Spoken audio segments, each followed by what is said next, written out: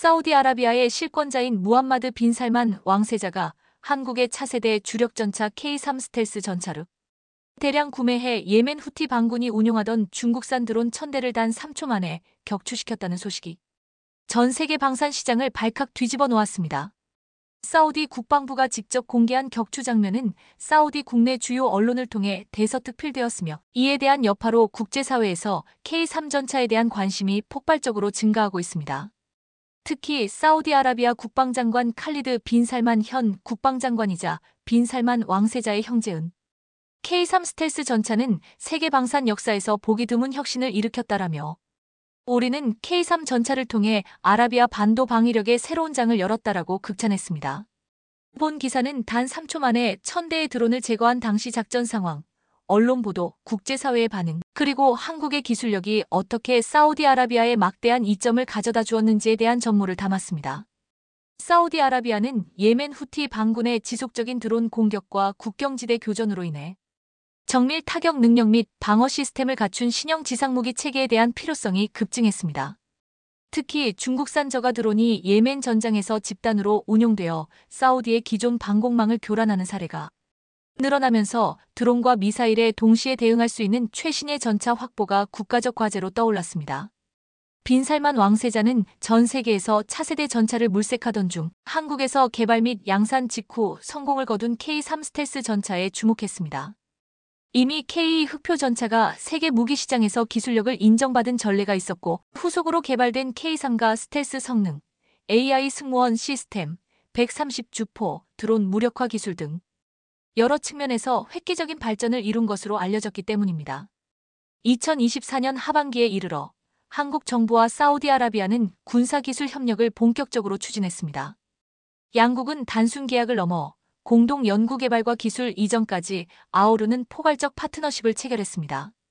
그 결과 사우디아라비아는 K3 전차를 대규모로 구매하는 계약을 체결했고 비교적 짧은 시간 안에 실전 배치를 완료했습니다. 2025년 올해 1월 예멘 국경지대 인근에서 사우디군은 후티 반군이 준비 중인 대규모 드론 공세에 대한 첩보를 입수했습니다. 해당 드론들은 중국산 저가 드론이었으나 집단 공격 시 전자전 장비나 기존 방공망을 교란하며 큰 위력을 발휘하는 것으로 분석되었습니다. 사우디 지휘부는 이를 무력화하기 위한 최적의 카드로 도입 직후 시험 가동을 마친 K3 스텔스 전차를 선택했습니다. 본격적인 실전 테스트를 위해 K3 전차와 함께 사우디군 정규기갑여단 일부가 전방에 투입되었습니다. K3 전차에는 한국이 독자적으로 개발한 차세대 능동방어 시스템이 탑재되어 있습니다. 이 장치는 360도 드론 탐색 레이더, AI 방어 알고리즘 초고속 하드킬 무장으로 구성되었습니다. 해당 시스템은 전파와 적외선 신호를 동시에 활용해 드론들을 감지하고 AI가 비행 경로와 충돌 시간을 실시간으로 계산하여 방어 탄약을 최적의 지점에 발사합니다. 3초라는 극단적으로 짧은 교전 시간이 가능했던 이유는 K3 전차의 탐색 레이더가 이미 일정 고도 이상으로 접근하는 물체를 초당 수백 번씩 스캔하며 스텔스 형상 설계로 인해 자체 신호 방출을 최소화했기 때문입니다. 드론 무리가 K3 전차를 인지해 공격 태세를 갖추는 순간 전차의 AI 알고리즘은 즉시 반격 명령을 내렸습니다.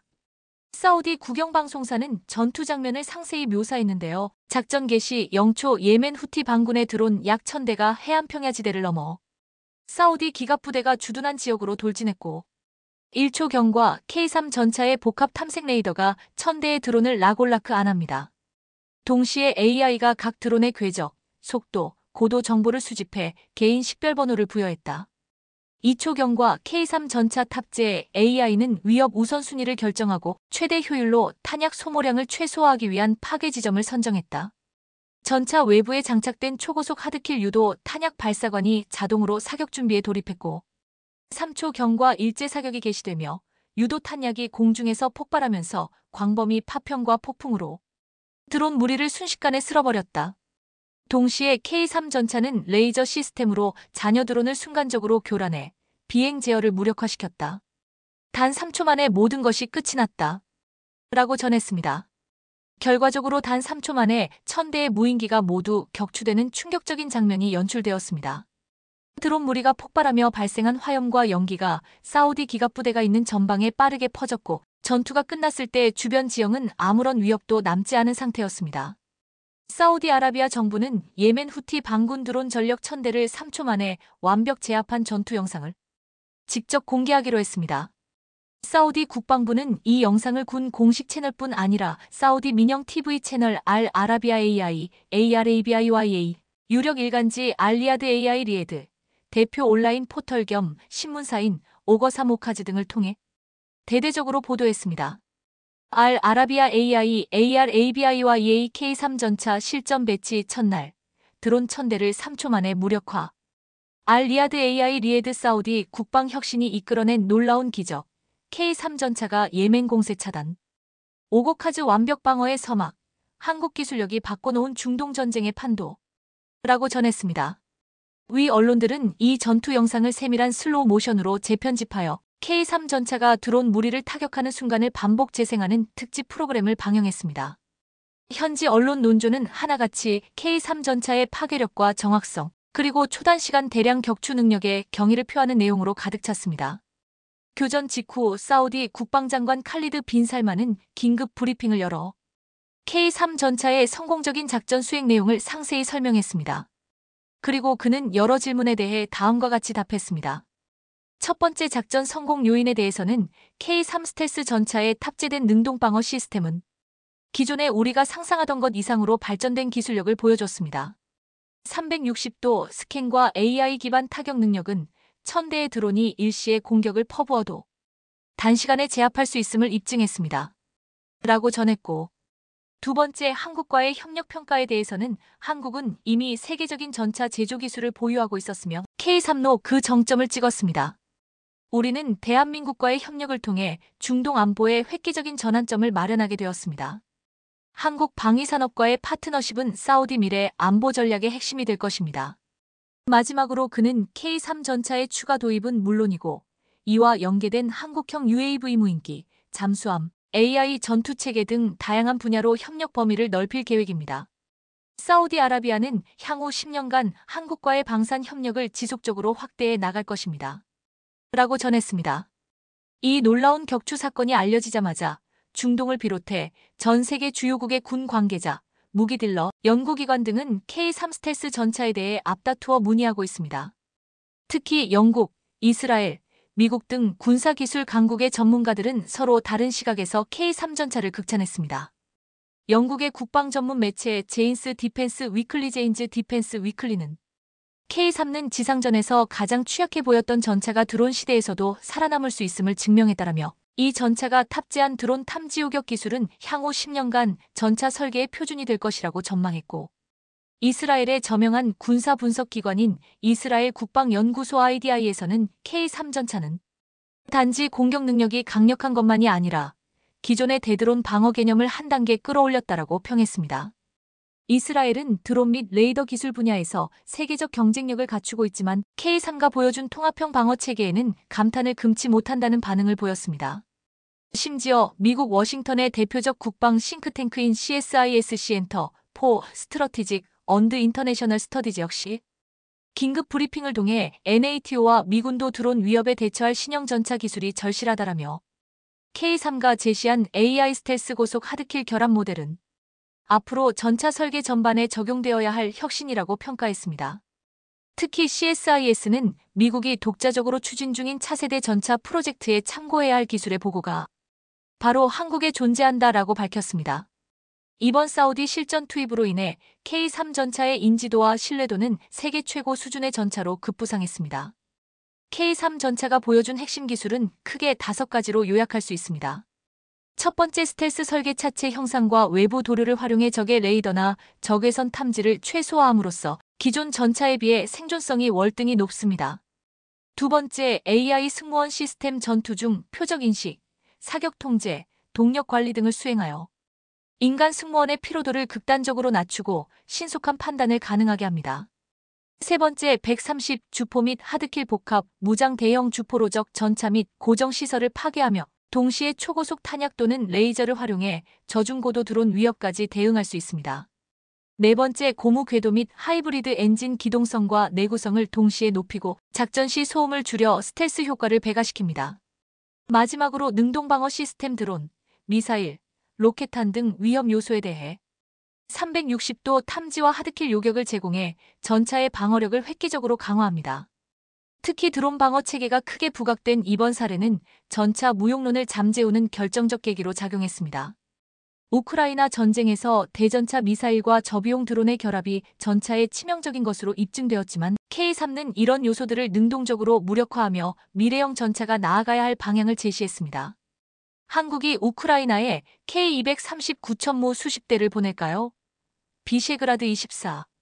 최근 폴란드를 포함한 헝가리, 체코, 슬로바키아가 가입되어 있는 비셰그라드 공식 계정에서 한국이 과연 천무를 우크라이나에 보낼지에 대한 질문이 나왔습니다. 지금 포탄이 부족하고 포병화력이 절실한 전장에서 천무가 온다면 게임체인저 역할을 하겠지만 많은 해외 네티즌들은 한국이 쉽게 천무를 보내지 않을 것 같다고 말했습니다. 그러면서 지금 155포탄이라도 보내주면 좋겠다고 했습니다. 지금 한국은 나토의 최전선을 지키는 무기 공급국으로 유럽 시장에서 K방사는 대들보로 자리매김하고 있습니다. 러시아의 우크라이나 침공 이후 K방산 제품을 문의하는 나토 회원국들이 늘어나고 있는데 이들이 가장 큰 관심을 보이는 것 중에 하나가 천무입니다. 이번에 폴란드 두다 대통령은 방안에서 K 전차를 생산하는 현대로텐 공장에 이어 K구자 주포를 생산하는 한화에어로스페이스 공장을 방문했습니다. 그런데 두다 대통령의 시선에 K구자 주포보다 폴란드형과 다른 UAE가 주문하는 천무와 결합할 체코 타트라 트럭이 눈에 띄었습니다. 얼마 전 최대 290km의 사거리의 KTSSM-2를 발사할 수 있는 천무에서 UAE의 요구에 따라 사거리 500km가 가능한 KTSSM-3을 쓸 수 있게 확대되었다고 했습니다.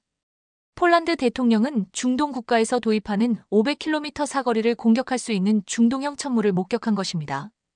UAE의 요구에 따라 한국은 사거리 500km가 가능하게 승인했는데 폴란드를 비롯한 많은 국가들은 한국산 다연장 로켓 천무에 더욱더 관심을 갖고 있습니다.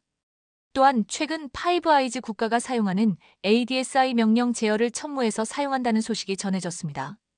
미국, 영국, 호주, 캐나다, 뉴질랜드가 포함된 파이브 아이즈 국가의 ADSI 명령 및 제어를 납품하는 울트라이랜드시가 최근 이를 한화의 K239 천무 다연장 로켓 발사 체계와 통합하기 위한 양해각서에 서명했습니다. ADSI는 다양한 플랫폼 간의 원활한 상호 운용성을 위해 설계되었으며 고급 데이터 변환 기능을 갖추고 있는데 이 플랫폼은 파이브 아이즈 동맹 및 그 외 국가들을 위한 통합적이고 상호 운용 가능하며 네트워크화된 C 아키텍처를 구축하는 것을 지원한다고 했습니다. 일각에서는 K구자 주포가 사실상 나토의 표준 자주포가 되었는데 이제 천무도 나토를 비롯한 많은 나라들이 도입할 가능성이 높아졌다고 말하고 있습니다.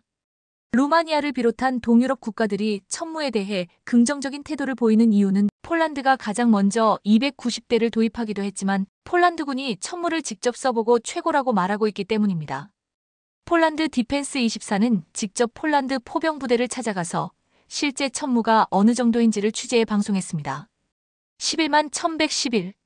저희는 지금 제18포병연대 지역에 있고 저희 뒤에는 첫 번째 호마르 K가 있습니다. 언제 도착했고 첫 인상은 어땠나요? 납품 일정에 따르면 천무 HOMARK 시스템의 첫 번째 편대는 2023년 말에 도착했습니다. 따라서 기한 내에 설명된 천무 시스템의 다섯 번째 무기가 세 번째 미사일 편대의 장비에 전달되었습니다. 첫 경험은 어땠나요? 첫 번째 경험은 편대 사령관이나 참모마다 다를 수 없습니다.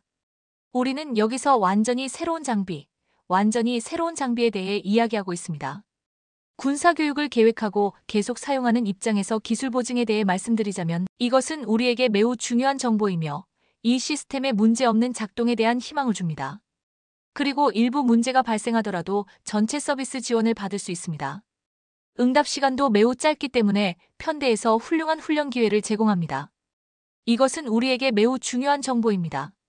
이전에는 어떤 장비로 부대를 운영했나요? 기본적으로 제18포병연대는 새로운 부대입니다. 상급자의 결정에 따라 로켓 중대가 만들어졌죠. 부대가 만들어진 건 얼마 전에 시작되었으며 HOMARK 시스템을 갖춘 미사일 편대 자체는 작년부터 운영되고 있었습니다. 우리는 완전히 새로운 편대, 새로운 인력 및 이 편대에 있는 새로운 장비에 대해 이야기하고 있습니다. 그렇다면 이 장비는 폴란드 군대에서 사용된 이전 세대의 장비와 비교했을 때 어떤 기능을 가지고 있나요? HOMARK 시스템의 기능에 대해 이야기하자면 이 장비가 어디에 있는지부터 이야기해야 할 것 같습니다. 포병연대 또는 포병여단의 일부인 미사일 편대입니다. 편대의 정식 명칭을 뭐라고 부르던 간에 사단 포병, 즉 사단 사령관이 자신의 작전 반경에 있는 적에게 깊숙이 타격을 주기 위한 무기입니다. 이 경우 우리는 심층 전투 능력과 전장 형성에 대해 이야기하고 있습니다. HOMAR-K 시스템의 로켓 발사기를 사용하면 보유한 탄약에 따라 80km에서 약 290km까지 적에게 영향을 미치는 것을 말씀드릴 수 있겠습니다. 이 시스템은 미사일 편대이기 때문에 다른 시스템과 비교하는 것은 피하고 싶습니다. 이것은 로켓포 대대와 동등한 것이 아니기 때문에 우리는 군대가 획득하고 있는 완전히 새로운 능력에 대해 이야기하고 있습니다. 장거리 로켓포와 지상 미사일에 대해 말씀해 주세요. 지상은 주로 포병, 로켓 포병대대를 의미하며 이 포병대대는 기능을 수행해왔고 앞으로도 계속 기능할 것입니다. 현재까지 그들은 유도되지 않은 탄약을 가지고 있습니다. 지대지 플레어입니다. 호마르 K 시스템에서 우리는 미사일의 낙하 지점이 매우 정확한 방식으로 표시되는 정밀 탄약이 있다는 걸 말씀드리고 싶네요. 따라서 일반적으로 벙어리 탄약으로 알려진 탄약과 스마트 탄약의 소위 차이는 사용되는 탄약의 양이 훨씬 적다는 것을 의미합니다. 이러한 맥락에서 말씀드리자면 HOMAR-K의 매우 높은 정확도를 보이는 탄약은 우월한 탄약이라고 할 수 있습니다. 실사격과 위장 후 빠르게 내려오는 기동을 훈련하시던데요. 여기서 흥미로운 점은 로켓 포대대가 아니기 때문에 훈련장에서 숲이 우거진 지역을 주행하는 것도 훈련 목적으로 가능하다는 걸 볼 수 있다는 것이죠. 이것은 분산된 그룹으로 훈련하는 아이디어로 이 시스템의 생존 가능성을 최대한 보장할 수 있는 아이디어입니다. 우리는 이미 전술 훈련에 대한 아이디어를 가지고 있지만 전술 훈련에 들어가려면 특정 기술을 보유해야 한다는 것을 잊지 말아야 합니다. 여기서는 첫 번째 그룹이 한국으로 날아가 예비 훈련을 받았었는데요. 2023년에 이미 편대 훈련 과정이 시작되었다는 점을 언급하겠습니다. 다음 훈련은 운영자 훈련으로 운용을 완성도 있게 하는 것, 즉 전체 편대원이 전체 시스템의 구성, 운영, 사용에 대한 교육을 받게 되며 우리는 명령 시스템에 대해 모두 훈련을 하게 되었습니다. 11,111. 폴란드 병사들은 천무의 빠른 납기와 정확성, 그리고 훈련까지 시켜주는 한국의 탁월한 무기 납품 시스템에 대해서 극찬했습니다. 폴란드의 이 같은 한국산 무기 도입과 현장의 증언은 인천 청라 지하주차장 벤츠 전기차 화재 사고에 대한 3차 감식이 이뤄진 가운데 중국산 전기차 배터리에 대한 안전성에 대해 논란이 지속되고 있습니다. 중국은 또한 전기차를 비롯해 부두에 정박해 있던 대형 컨테이너 등에서 연달아 화재 사고가 일어나고 있어 이쯤 되면 중국에서 손만 대면 불이 난다라는 말이 사실로 보입니다. 심지어 최근에는 정박 중인 항공모함에서도 불이 났습니다. 더구나 화재가 난 항모는 중국의 우방인 러시아 퇴역 항공모함이었습니다. 지난 16일 중국 난퉁 수시퉁산업단지 내 창장 강변에 정박 중이던 러시아 퇴역 항공모함에서 갑자기 화재가 발생했고 난퉁시 소방당국은 화재 사실을 확인하면서 인명구조, 공안 등 부처 인원들이 현장에서 수습 중이라고 밝혔습니다. 화재가 난 항공모함 이번 한민스크호는 구소련이 자체적으로 연구 개발해 지난 1978년 2월 니콜라예프 조선공장에서 탄생시킨 한때는 러시아의 자존심이 담긴 키예프급 중형 항공모함이었습니다. 배치 당시에는 극동함대의 자존심으로 위용을 과시했고 태평양 함대에서 활동했지만 세월은 어쩔 수가 없었습니다. 민스크호는 지난 1993년 퇴역했고 퇴역 후인 1995년 한국 기업이 고철용으로 매입했다가 1998년 중국 기업에 다시 매각했습니다. 1995년 우리나라의 고철로 팔려와 진해 해군기지에서 해체를 기다리고 있던 민스크호의 모습입니다. 민스크호는 과거의 위용을 완전히 잃어버리고 1년 넘게 그 자리에서 있었습니다. 민스크호는 한때 러시아 태평양 함대의 주력함으로 미국의 엔터프라이즈 그리고 미드웨이호 등과 맞서는 구소련의 자존심이었습니다. 이 배가 동해에 나타날 때마다 한국과 미국, 일본 등 주변국들은 촉각을 곤두세웠습니다. 축구장 3개 크기의 광활한 갑판, 63빌딩을 옆으로 뉘어도 40m는 더 여유가 있을 정도의 규모를 자랑했습니다. 하지만 고철로 변할 처지가 된 민스크호의 미사일 발사 장치는 내부가 텅 비었고 한 포의 포신도 여러 갈래로 찢어졌습니다. 당시 러시아는 항공모함의 첨단 기술이 한국으로 넘어가는 것을 방지하기 위해 내부를 철저히 파괴한 후 고철 상태로 인도한 것으로 알려져 있습니다. 당시 러시아는 15억 달러를 들여 건조한 배를 불과 15년 만에 폐선 처리했습니다. 이유는 연간 1억 5천만 달러가 드는 유지 비용을 감당하기 어렵다는 판단 때문이었습니다. 1990년대 중반 러시아는 이렇게 경제가 어려웠습니다. 또한 경제력이 뒷받침되지 않는 국방력은 그야말로 고철 덩어리에 불과하다는 사실을 우리에게 교훈으로 보여주고 있습니다. 민스크호를 사들였던 한국 기업은 이를 중국 기업에 팔았고, 최종적으로 민스크호를 사들인 중국 기업은 민스크호를 이용해 광둥성 선전에 해군 테마파크를 조성할 계획이었지만 이마저도 무산됩니다. 결국 민스크호는 2013년 1월 다롄 융자그룹에 다시 매각되는 신세가 되고 말았는데요. 이렇게 잦은 손바뀜 끝에 민스크호는 2016년부터 중국 난퉁 수시 퉁산업단지에 정박되어 있었던 것입니다.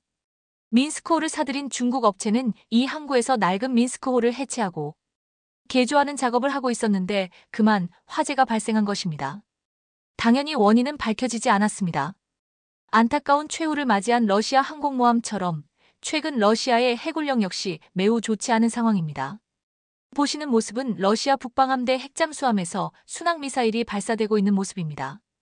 태평양 함대는 열흘 동안 훈련에 돌입했습니다.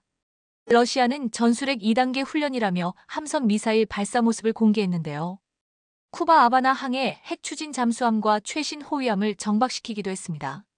미국과 서방의 으름장을 놓는 무력 시위 성격이었습니다. 하지만 우크라이나와의 실전에선 어땠을까요? CNN은 러시아 해군은 종이호랑이라고 할 수는 없지만 위협적이라고도 볼 수 없다고 보도했습니다. 지난 6일 크림반도에서 러시아 해군 예인선이 폭발합니다. 우크라이나군의 해상 드론 공격을 받은 겁니다.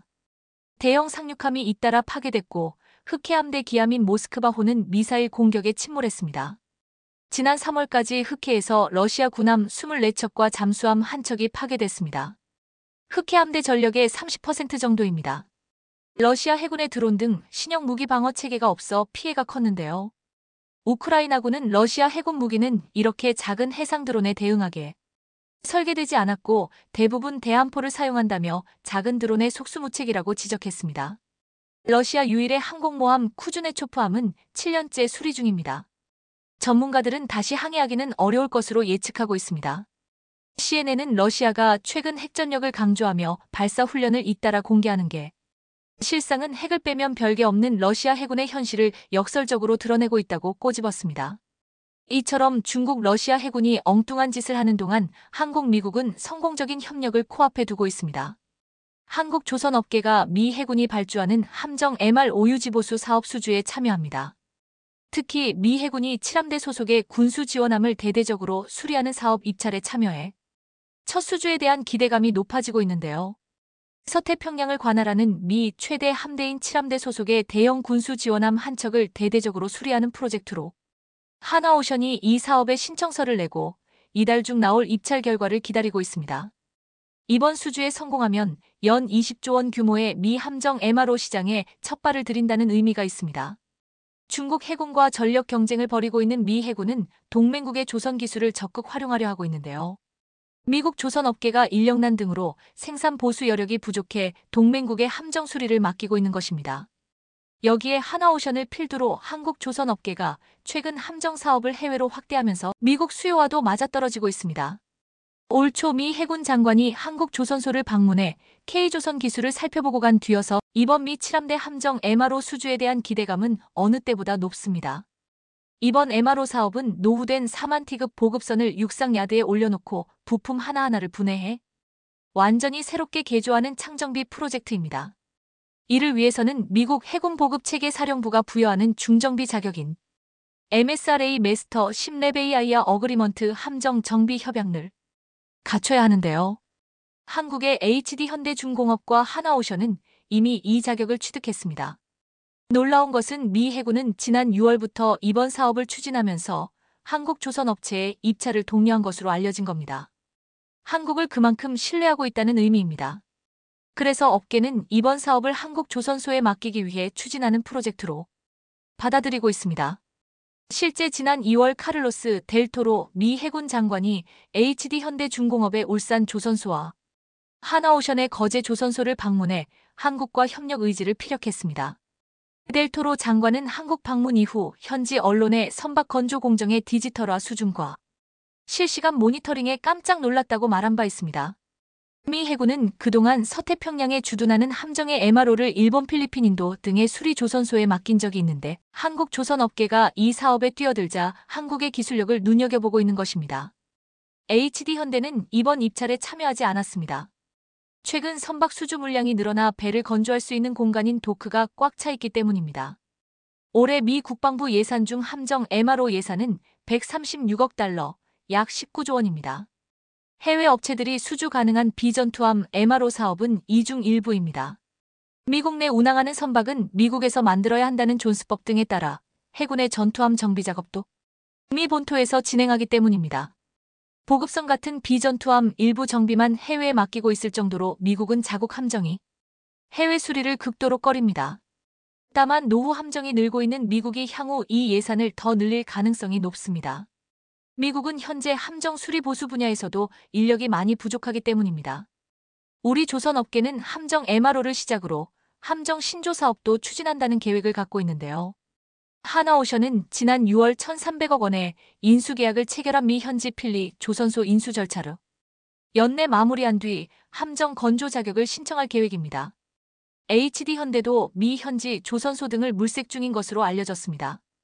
미 해군도 한국의 선박 건조 능력을 주목하고 있는데요. 델토로 장관은 지난 4월 현지 한 포럼에서 한국, 일본과 군함 건조 협력이 열려 있다고 말한 바 있습니다. 이 같은 배경에는 미국과 중국의 해군 전력 경쟁이 있습니다.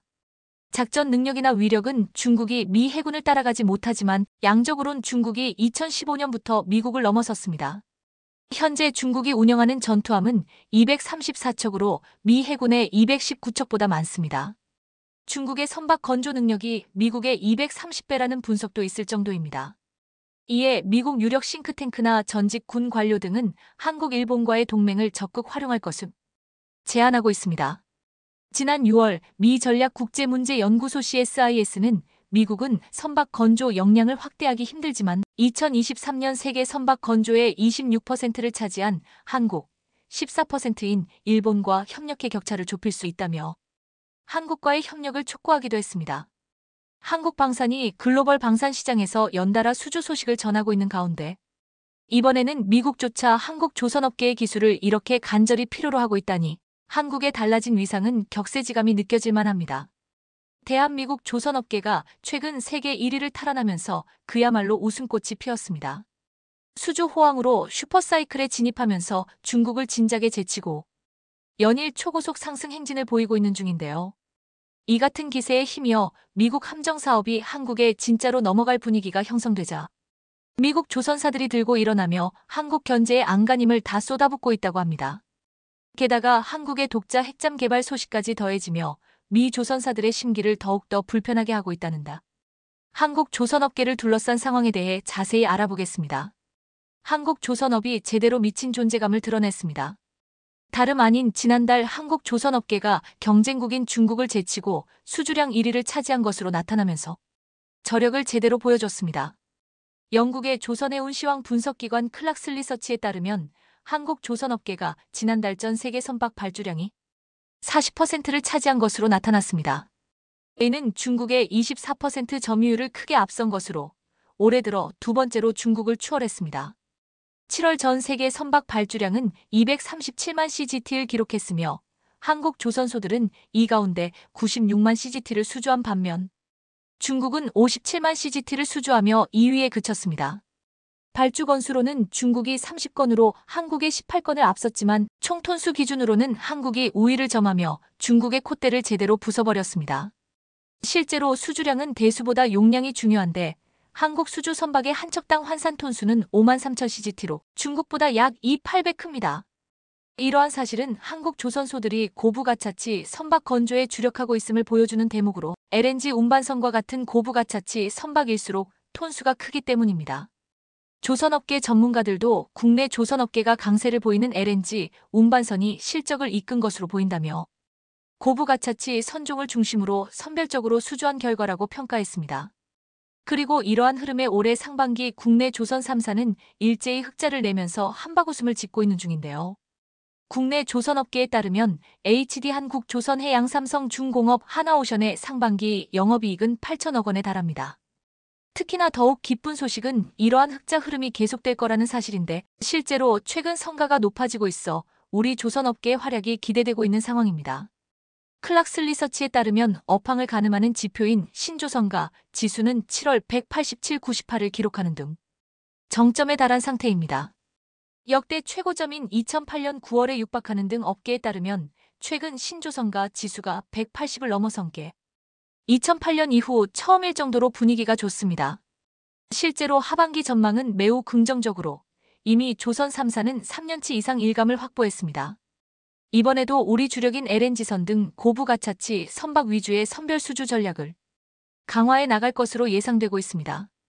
특히나 현재 2억 달러 수준인 LNG선의 인도 가격은 역대 최고 수준에 근접한 신조선가 지수가 상승할수록 조선사 이익으로 돌아오게 되는 만큼 우리 조선업계에 유리한 상황이 지속될 것으로 보입니다.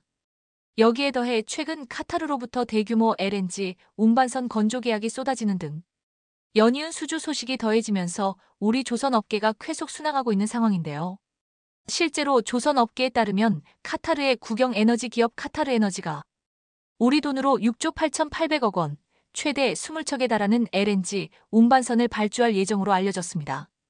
이런 가운데 납기가 빠른 한국 조선사들이 벌써부터 이 가운데 10대 이상을 수주할 것으로 점쳐지고 있는 상태입니다. 카타르에너지가 원하는 LNG 운반선은 27만 1000큐빅미터인 카타르 차이나막스급인 현존 최대 크기로 길이 344m, 너비 53.6m, 높이 27m, 흘수 12m로 알려졌습니다. 카타르에너지는 중국 후동중화조선과 지난 4월 60억 달러 규모 18대의 카타르 차이나막스급 LNG 운반선 건조 계약을 맺은 데 이어 추가로 최대 20척을 더 확보한다는 계획인데요. 이 중 4척은 중국 조선사 중 한 곳이, 또 4척은 카타르에너지와 관계가 깊은 한 곳이 조선사 3곳 중 1에서 2곳을 선정할 예정으로 한국의 몫이 가장 큽니다. 실제로 발주 물량의 나머지는 HD한국조선해양, 삼성중공업, 하나오션 등 우리 조선사와 지난 6월부터 협상 중인 것으로 전해집니다. 이렇듯 카타르가 발주 물량 상당 부분을 한국에 맡긴 건 한국 조선사들이 중국 조선사에 비해 월등히 빠른 납기가 가능하다는 점 때문입니다. 카타르에너지는 LNG 운반선 표준 크기로 자리 잡은 17만 4012m급 10척도 추가 발주할 예정인데 역시 한국 조선사가 수주할 가능성이 높다는 게 업계 전망입니다. 그것도 그럴 것이 한국의 대형 조선 3사는 지난해 말부터 올해 초까지 카타르에너지 LNG 운반선 44척을 수주할 만큼 이미 신뢰를 쌓은 상태입니다. 숫자만 보면 HD한국조선해양 17척, 삼성중공업 15척, 하나오션 12척 등으로 모두 17만 6012m급으로 알려졌습니다. 이렇듯 카타르 소식뿐만 아니라 우리 조선업계에 더욱더 반가운 소식이 전해지고 있는데요. 실제로 우리 주력인 LNG 선의 수요가 앞으로도 눈덩이처럼 쌓일 것으로 보이기 때문입니다. LNG 극저 온화물창 독점 특허를 가진 프랑스 가즈 트랑스포르 에떼끄니가즈에 따르면 현재 세계 각국에서 진행 중인 LNG 프로젝트는 1억 7천만 톤 규모로 이를 옮기려면 조선소에 발주된 185척의 LNG 운반선 외에 100척이 추가로 필요합니다. 이들 물량이 나오면 하반기에도 한국 조선사들이 LNG 운반선을 더 수주할 가능성이 큰 상황입니다. 더군다나 이제 미국도 군함 건조를 한국에 맡기려는 가능성이 대폭 높아지면서 우리 조선업계가 세계 시장을 완전히 석권하고 있는 상황인데요. 실제로 지난 4월 카를로스 델토로 미국 해군 장관이 직접 한국 조선소를 둘러보곤 어안이 벙벙했다고 말하는 등 한국의 조선업 역량이 매우 놀랍다고 평가를 내리면서 미국도 인정하고 있다는 사실을 증명했습니다. 그런데 최근 미 해군에서 진짜 한국의 MRO 사업을 맡기려는 신호가 보이자 미 업체에서 대놓고 견제를 하면서 제동을 걸었다는 소식이 전해졌습니다. 조선업계에 따르면 국내 함정 방산 기업들이 미국 함정 유지보수 정비, MRO 사업에 본격 뛰어들기 위해 얼마 전 미 국방부의 자격평가를 수는 준조롭게 통과했지만 암초를 만났습니다. 다름 아닌 미국 조선사들이 한국의 기세를 꺾기 위해 미 대선을 계기로 압박을 가하면서 한국 조선업계의 진출을 대놓고 반대하고 있는 상황인데요. 실제로 최근 미 조선소 협의회는 미국의 조선 산업을 외국에 아웃소싱하는 걸 반대한다는 성명을 내고 한국을 대놓고 견제하는 모습을 보였습니다. 그러면서 이들은 한국 조선업계의 능력을 인정하면서도 자국의 산업을 보호하기 위해 한국과 손을 잡는 것을 반대한다며 자국 조선소의 함정 수리를 맡겨야 한다고 주장했습니다. 미 조선소 협의회는 자신들의 영역을 지키기 위해 미 대선을 앞둔 상황을 이용해 정치적인 이슈로 몰아가며 미 당국을 압박하고 있는 중으로 밥그릇을 지키려 안간힘을 쓰고 있는 상황입니다. 한국의 뛰어난 군함 건조 능력에 대항할 여력이 없다고 판단한 만큼 정치적 이슈로 만들어 자신들에게 유리한 결과를 만들기 위해 애를 쓰고 있는 겁니다. 그런데 애초에 한국 조선업계와는 상대가 되지 않는 것으로 분석되고 있는데요. 그것도 그럴 것이 이제 대한민국이 핵잠까지 만들려고 하고 있는 만큼 한국의 영향력이 더욱더 커지고 있기 때문입니다. 더구나 미국이 견제하고 있는 중국이 핵무기 생산을 늘리면서 세계의 핵 확산의 위협이 점점 더 커지고 있는 가운데 미 차기 정부가 이 문제를 해결하기 위해선 한국과 적극 공조해야 하는 상황이 눈앞에 펼쳐졌습니다. 미 워싱턴의 싱크탱크인 브루킹스 연구소에서 이런 주장이 나온 것으로 한국 조선업에 대한 시선이 한층 더 달라졌음을 보여줬습니다. 그러면서 최근 사무엘 파파로 미인도 태평양 사령관이 한국의 전략 핵잠수함 도입에 대해 필요하다면 추진할 수 있다고 밝히면서 머지않은 미래에 미국에서 한국의 핵잠 도입이 가시화될 것임을 시사했는데요. 특히나 파파로 사령관은 한국과 동등하고 전략적인 파트너로서 정부 차원의 핵협의 그룹을 출범했다며 이를 위해 비밀리에 양국이 꾸준히 논의하고 있다는 사실을 은연중에 드러냈습니다. 이런 가운데 실제로 최근 대한민국이 핵추진 잠수함을 곧 가질 수 있을 거라는 소식이 전해지며 전 세계 방산 업계가 들썩이고 있습니다. 그것도 그럴 것이 그냥 미국 핵잠 도입이 아닌 한국용 핵잠을 만들 계획이기 때문인데요. 앞서 한국은 몇 전부터 핵잠 도입을 추진해왔지만 동맹국인 미국이 우호적이지 않았고 핵 추진을 위한 연료인 우라늄을 확보하는 게 어려워 번번이 무산됐었습니다. 하지만 최근 핵 추진 잠수함의 엔진인 소형 원자로 개발을 위해 육상 시험장을 내년에 만들 계획인 것으로 확인되면서 이번엔 확실히 다른 움직임을 보이고 있다는 사실이 전해졌습니다. 방산업계에 따르면 앞서 우리 정부는 경북 경주 간포읍 일대에 내년 준공 예정인 문무대왕 과학연구소에서 민간 선박용 소형 원자로를 개발한다고 발표했었습니다. 그런데 민간 선박용 외에 군 당국과 방산기업들이 핵추진 잠수함용 소형 원자로 개발도 추진 중인 걸로 파악됐는데요. 실제로 이에 대해 방산업계 관계자는 핵잠의 엔진인 소형 원자로 개발을 위한 육상 시험장이 문무대왕 연구소에 들어설 것이라며 핵잠용 소형 원자로를 2030년대 초까지 개발할 계획이라고 전했습니다. 사실 불과 몇 년 전에도 미국과 핵잠 도입 논의가 있었지만 연료로 쓰일 우라늄 확보가 관건이었던 만큼 추진이 어려웠지만 이번에는 전혀 다릅니다. 핵잠용 소형 원자로는 우라늄 농축도 19-75%의 저농축 연료를 사용할 것으로 알려졌는데 농축도 20%가 넘는 고농축 연료는 핵무기 제조에 사용될 수 있어 IAEA의 사찰을 받아야 하지만 저농축 연료는 대상에서 제외되기 때문입니다. 한국원자력학회에서도 우라늄 235 농축도가 20% 이하인 핵연료에 대해서 연구용 원자로에서 사용할 수 있고 대부분 상업용으로 사용하는데 지장이 없다고 못 박았는데요. 여기에 더해 앞서 말씀드렸던 것처럼 최근 미국의 인도태평양 사령관이 한국의 핵잠 도입에 공개적으로 찬성 입장을 밝힌 만큼 미국이 우호적인 입장을 보이고 있어 분위기가 남달라 보입니다. 대한민국 조선업계의 무서운 질주 이제 시작인 것 같습니다. 대한민국 국방부가 1990년대부터 연구했지만 논문으로도 발표되지 않은 최고 등급의 극비사항으로 감춰온 무기가 있습니다. 지난 2019년 일본과의 외교관계가 급속도로 악화되자 국방부는 강급화 국방계획을 발표했습니다. 1차적으로 한국형 항모라 부를 수 있을 만한 다목적 상륙함 II의 건조 사업을 발표함과 동시에 스텔스 무인기 및 EMP 무기라는 핵심 전략 무기를 공개했죠. 일본에게 항의하는 일종의 무력 시위였습니다. 현재 한국 국방부는 국방연구소를 통해 다양한 최첨단 무기를 개발 중에 있지만 절대로 공개하지 않는 무기가 몇 개 있습니다. 대표적으로 현무로 대표되는 한국형 탄도미사일 사업, 2000년대 중반부터 진행 중인 초음속 대함미사일 사업, 그리고 전자전에 대비한 전자무기 체계죠. 이러한 무기들은 그 성능은 물론이고 관련된 연구 논문조차 발표하지 못하도록 막아둔 극비사항이죠. 이 중 눈에 띄는 무기가 있습니다. 바로 전자전에 대비한 전자무기 체계인데요. 스타워즈 시리즈에서 이온 캐논이라는 병기가 바로 이 무기를 쏴 잠시 동안 상대를 불구로 만들어버린 적이 있었지만 이런 무기가 실제로 존재할 것이라 믿는 이들은 많지 않았습니다. 국방부가 발표한 전자무기는 바로 EMP-ELECTR-OMAGNETIC 펄스탄을 말합니다. 전자기 펄스라고 불리는 무기죠. 이 전자기 펄스는 핵폭탄이 폭발할 때도 발생하는데 가령 상공 50km에서 20kt급 핵무기가 터지면 전자기파가 방출돼 반경 100km의 모든 전자장비가 불구가 되는데 이 전자기파를 무기화시킨 것이 바로 EMP탄입니다. 고전압의 전기를 전자기파로 변환시켜 적군의 전자장비를 순식간에 무력화시켜 불구로 만들어버리는 무기죠. 북한의 무력화를 목표로 1999년부터 기술 개발을 시작했다가 2018년에 의미 있는 결과를 이뤄냈죠. 지난 2018년 1월 국방과학연구소는 전자기파를 이용해 반경 1km의 모든 전자기기를 무력화시킬 수 있는 EMP탄 시험 개발을 완료했다고 보도했습니다.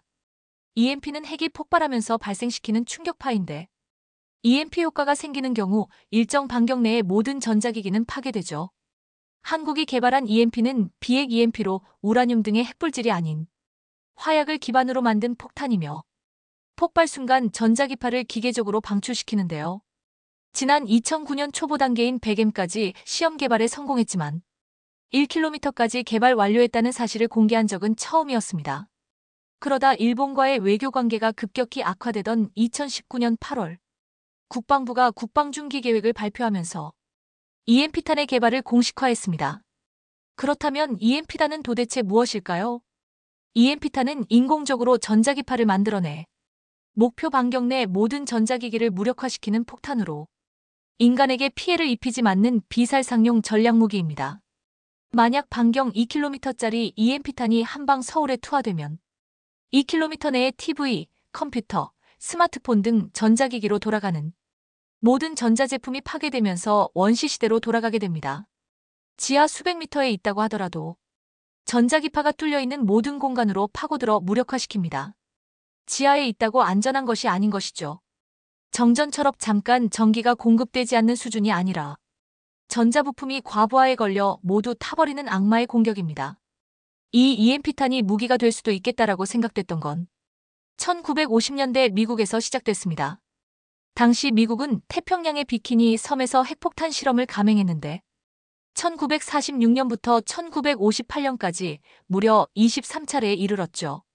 그런데 핵실험을 했더니 그때 방출된 강력한 감마선이 대기 중 질소와 산소를 타격하면서 대기가 마치 파도처럼 휘어지는 현상이 나타난 것입니다. 비키니 섬에서 실행한 실험은 하와이의 가로등을 전부 꺼버렸고 호주까지 영향이 있었다는 이야기도 있습니다. 당시 미국과 소련은 미친 듯이 핵실험에 열을 올리던 시절이었는데 1961년 소련이 6마운트의 수소폭탄을 실어한 직후 미국 알래스카에 설치된 조기 경보 레이더와 반경 4,000km의 장거리 고주파 통신이 하루 내내 단절된 적이 있었습니다. 적군의 상공에서 터뜨렸을 때 무기가 될 수 있다는 사실을 알게 된 것이죠. 현재는 전 세계적으로 이러한 EMP탄에 대한 개발이 이루어지고 있는 실정인데요.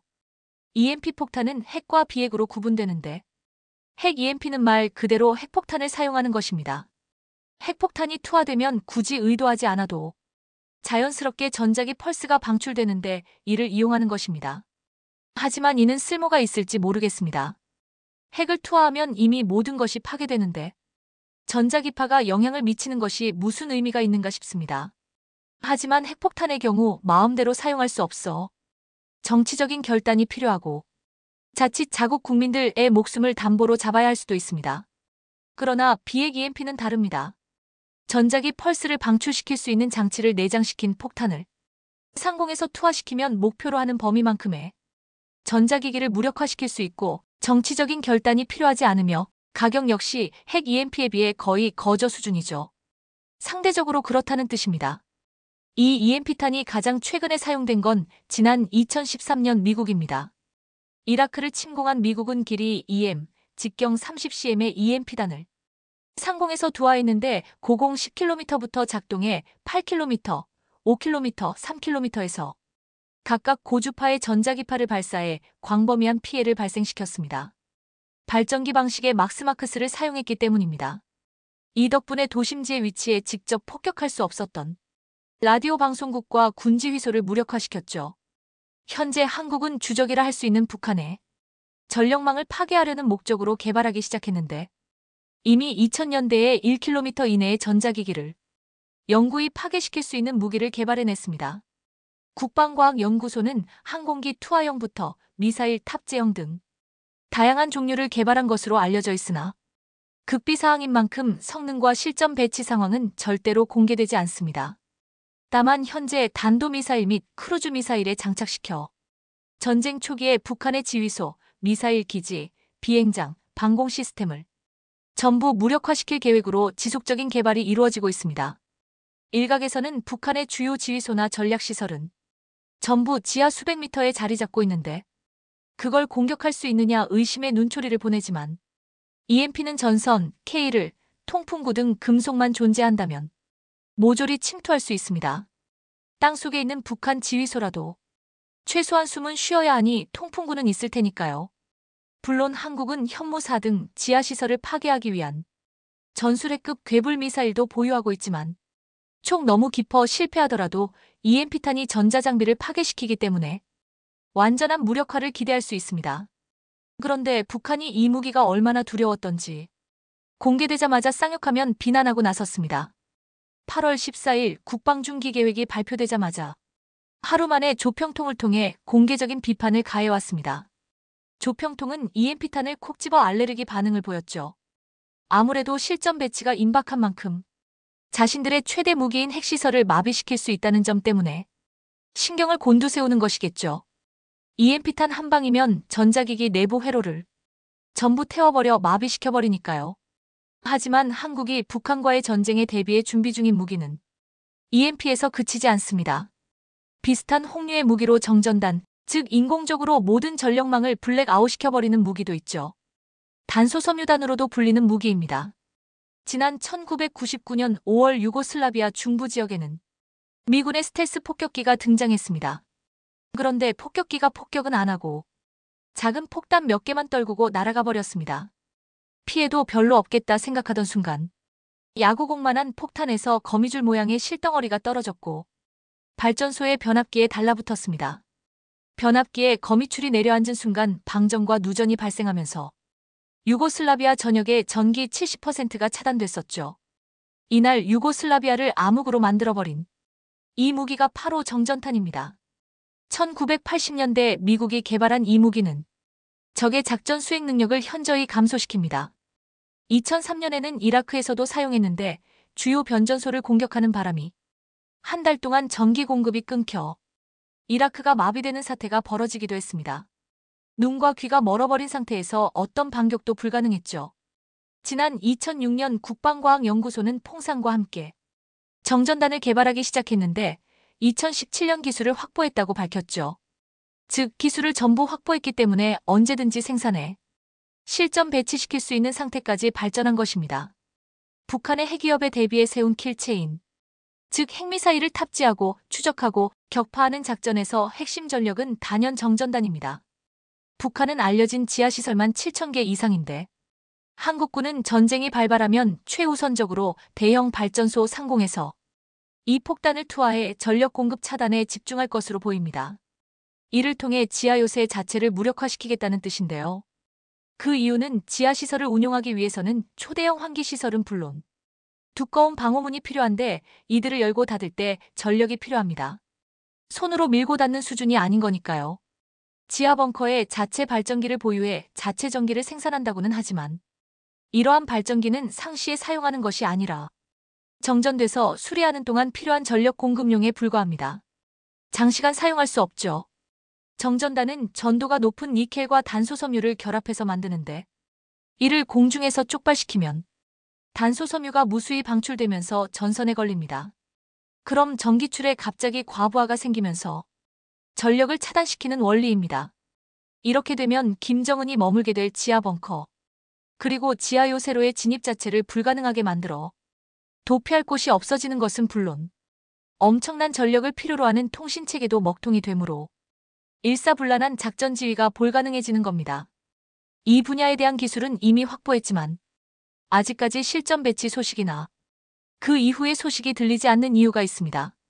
이미 지난 2016년에 발표한 국방중 키계획에서는 단소섬유단을 2021년까지 개발을 완료하고 배치하겠다는 계획을 발표했었는데 설사 개발이 완료되었다고 하더라도 실전 배치 등은 국가기밀에 해당하기 때문에 언제 어디로 배치시켰는지는 공개되지는 않을 것으로 생각됩니다.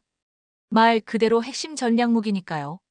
그런데 사실 이런 EMP단이나 탄소섬유단의 경우 항공기에서 투하하는 경우가 대부분이기 때문에 명중률이 떨어지는 것이 사실입니다. 급박하게 돌아가는 전장에서 북한이 일사불란하게 움직이기 전에 전자기기를 무력화시키고 전력을 차단해 작전 지휘를 막는 것은 너무나 중요한 일입니다.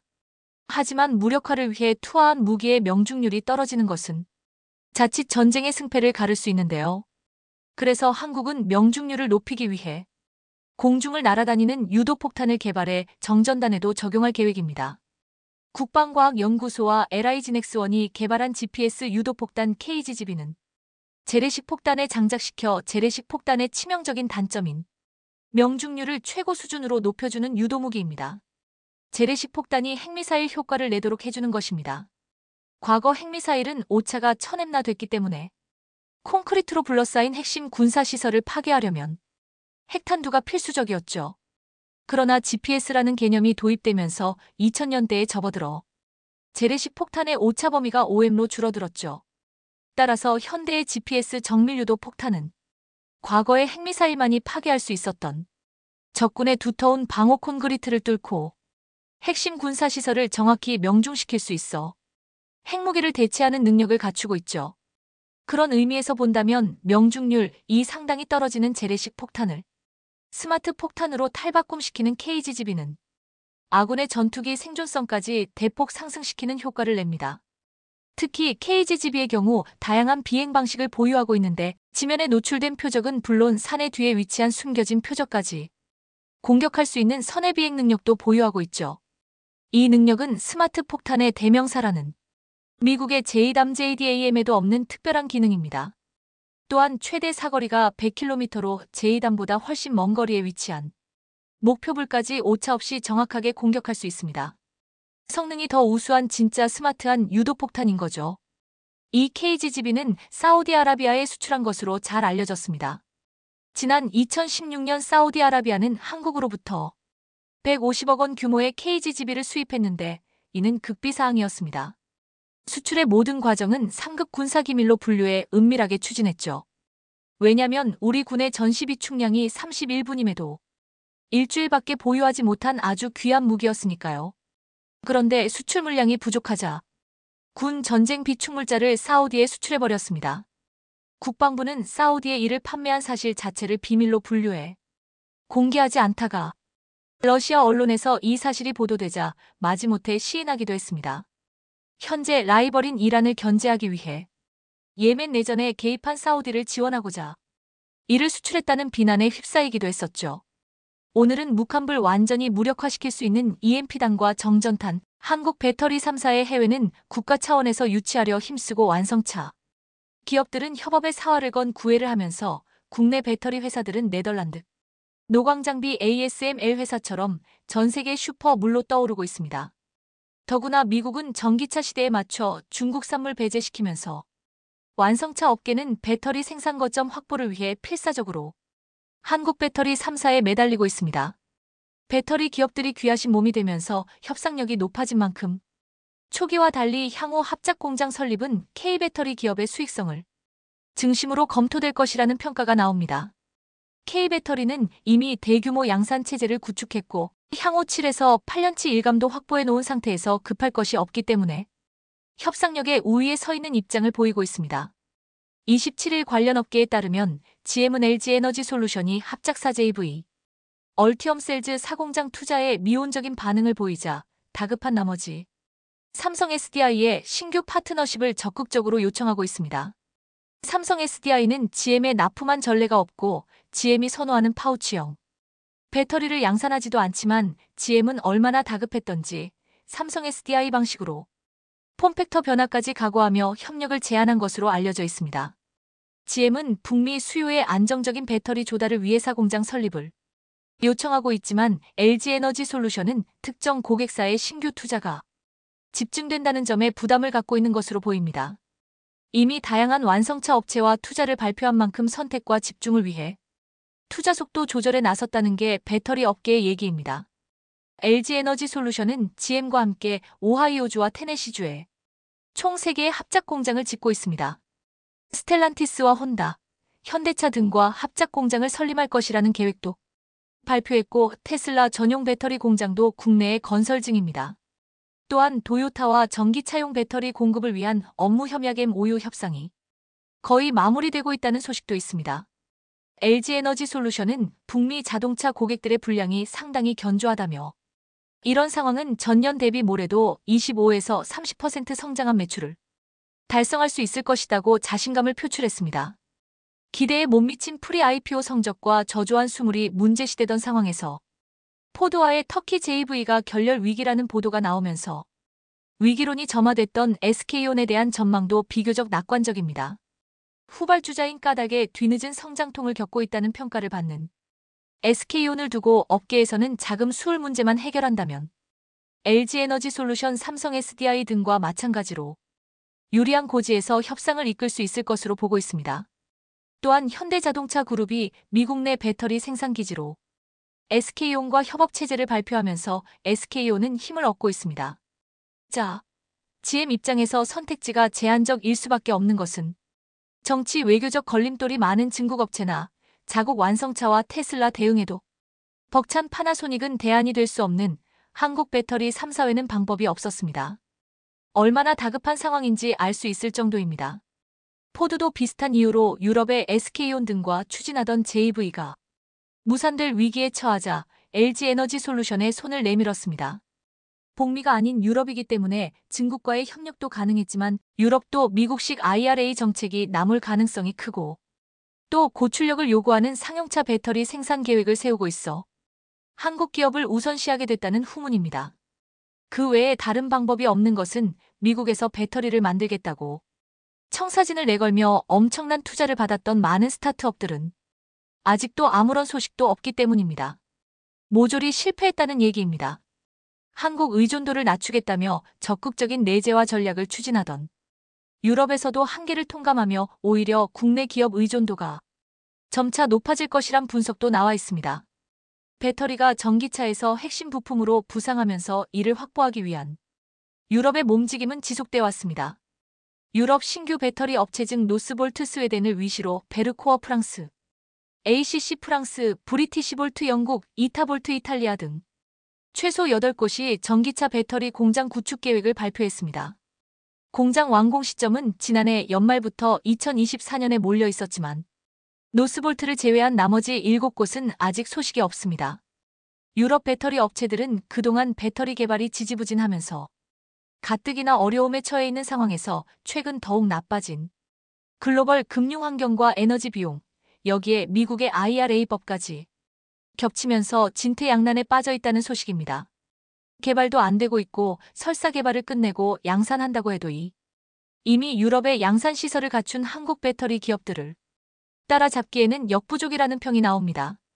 대표적으로 폭스바겐이 투자한 스타트업 노스볼트는 지난해 초부터 양산에 돌입했다고 하지만 수물 문제로 아직 성과가 없어 당초 독일에 이 공장을 건설한다는 계획을 포기했습니다. 유럽 내 에너지 가격이 크게 오르면서 공장 건설에 드는 비용이 증가한 가운데 미국의 IRA법이 나오자 노스볼트는 유럽 투자 계획을 지연 혹은 중단하고 북미 투자에 나설 것이라는 소문이 자자합니다. 노스볼트에 이어 성공 가능성이 높다고 했던 영국의 대표적인 배터리 업체 브리티시볼트는 심각한 자금 난물 겪으며 파산 위기에 몰리고 있습니다. 유럽 각국이 막대한 자금을 들여 배터리 작업에 나섰지만 대외 경제 상황과 미국의 IRA법, 그리고 한국산 배터리의 강세 등으로 계획에 잇따른 차질이 생기고 있는 겁니다. 한국 배터리 3사가 유럽에서 신뢰성을 기반으로 한 좋은 성능과 안정된 가격 및 공급 때문에 안정적으로 공장을 가동하고 있는 영향은 새로운 업체가 비집고 들어오기가 여간 힘들게 아니라는 현지의 평가를 받고 있습니다. 새로운 업체가 이미 시장을 장악하고 있는 기존의 강자들과 견주려면 성능이 몰등하게 좋던가 아니면 가격이 저렴해야 하는데 이미 규모의 경제를 이루고 성능을 인정받으며 새로운 배터리를 연신 발표하는 한국 배터리 3사의 벽을 허물기에는 불가능하다는 것이 업계의 평가입니다. 중국 CATL 등 세 곳의 배터리 업체들이 유럽에 진출하려고 하지만 유럽도 중국 의존도 탈피 및 견제의 필요성이 계속 대두되면서 미국 IRA법과 같은 규제를 마련할 것으로 보이기 때문에 향후 방향이 주목됩니다. 강동진 현대차증권 연구원은 유럽 내 규제가 만들어질 경우 그에 대한 대안은 한국 배터리 3사밖에 없다. 이제는 유럽 내에서도 중국 자본에 대해서 신중해야 한다는 평가에 따라 국내 업체들이 더 유리해지고 있는 상황이다. 고했습니다. 우리 배터리 3사는 이미 확보해 둔 수주 잔고가 엄청납니다. 배터리 시장 조사 업체 SNE 리서치에 따르면 모레 K배터리 3사의 수주 잔고는 1,000조 원을 돌파할 것으로 분석하고 있는데 이는 추가 계약 없이 2030년까지 생산 라인을 가동할 수 있는 물량입니다. 2022년 9월 말 기준 LG에너지솔루션은 2022년 사상 최대 실적을 달성했는데 이는 전년 대비 각각 43.4%, 57.9% 증가한 수치이고 지난해 4분기 20조 원 어치의 수주를 추가로 확보해 지난해 말 기준 수주 잔고는 385조 원으로 몰라섰습니다. SK온은 같은 해 10월 기준 220조 원 규모, 삼성 SDI는 공식적으로 수주 잔고를 발표하지 않고 있지만 업계는 11월 기준 120조 원 수준의 계약을 확보한 것으로 추산하고 있습니다.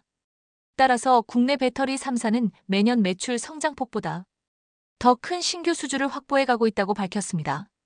따라서 모레 말까지 1,000조 원 달성은 어렵지 않다는 것이고 글로벌 경기 침체에 따른 전기차 수요 위축 우려에 대해서도 영향이 제한적일 것이라고 보고 있습니다. 업계 관계자는 수주 계약 시 최소한 물량 보장 조건이 포함돼 있어 실적 하락 리스크도 적다. 고했습니다.